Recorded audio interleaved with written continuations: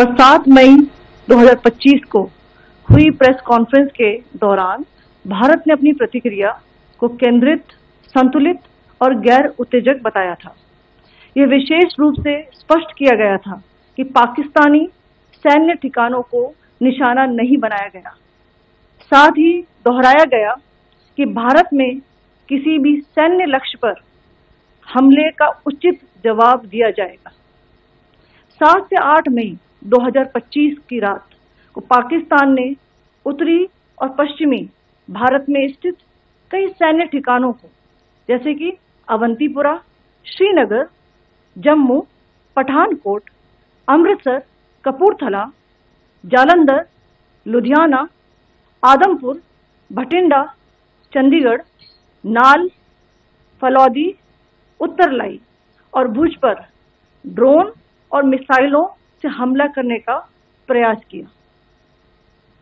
इन हमलों को integrated counter US grid और वायु रक्षा प्रणालियों द्वारा निष्क्रिय कर दिया गया। इन हमलों का मलबा कई स्थानों से बरामद हुआ, जो कि पाकिस्तानी हमलों का प्रमाण है। Pakistan attempted to engage a number of military targets in northern and western India using drones and missiles.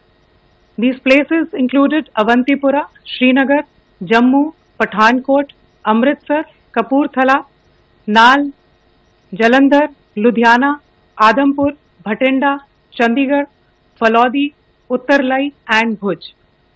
These were neutralized by the integrated counter unmanned aerial system and other air defense systems.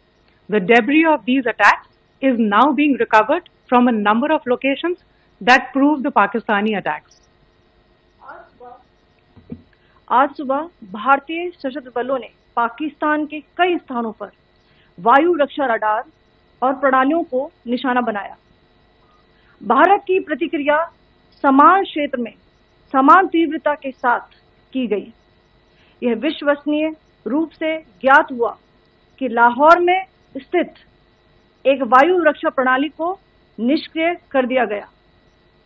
Today morning, Indian Armed Forces targeted air defense radars and systems at a number of locations in Pakistan. Indian response has been in the same domain with the same intensity as Pakistan. It has been reliably learnt that an air defense system at Lahore has been neutralized. Pakistan ने नियंत्रण रेखा पर आकरण गोलीबारी की तीव्रता बढ़ा दी है, जिसमें कुपवाड़ा, बारामूला, उरी, पुंछ, मेंढर और राजौरी क्षेत्रों में मोर्टार और भारी तोपखाने का इस्तेमाल किया जा रहा है।